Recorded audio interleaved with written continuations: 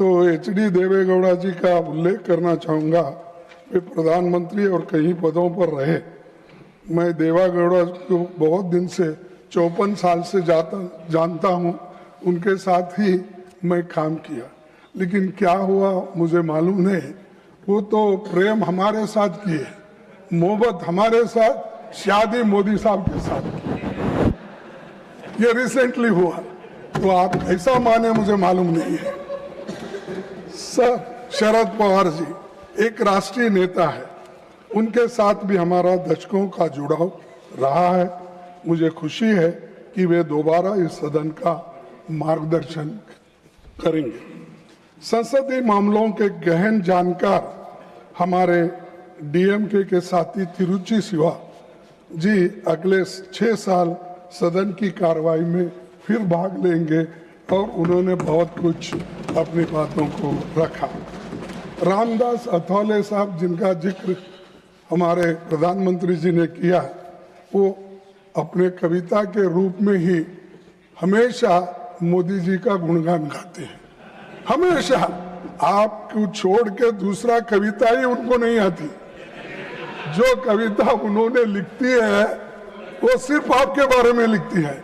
लेकिन मैं समझता हूँ ये 6 साल अब तो पूरा मिला है उनको, आगे तो जरा कम करेंगे, ऐसा मैं सोचता हूँ।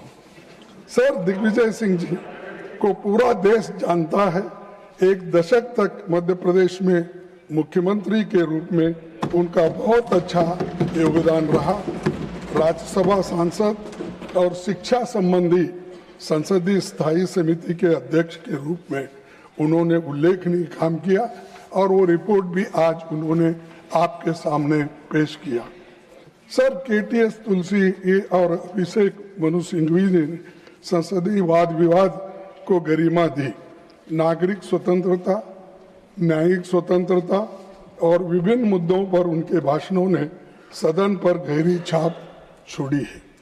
हमारे मुखर साथी शक्ति सिंह गोयल और नीरज डांगी की बातें करते हुए मैं भावुक होता हूँ, इसीलिए कि अपनी योग्यता और क्षमता के साथ इन्होंने सराहनीय योगदान दिया है। सदन के साथ साथ संसदीय समितियों में भी अच्छा काम किया है। विभिन्न विधेयकों पर चर्चा और ज्वलंत विषयों पर पूरी तैयारी के साथ अपनी बातें रखी और लोगों को सोचने पर मजबूर किया। श्रीमती रजनी पाटिल समाज कल्याण, महिलाओं और बच्चों से संबंधित मुद्दों पर लगातार मुखर होते रही। मुझे भरोसा है कि श्रीमती फूलो देवी नेतम कमजोर तबकों की बातों को सदन में आगे भी मजबूती के साथ रखेगी और उनको 6 साल का मौका और मिला है।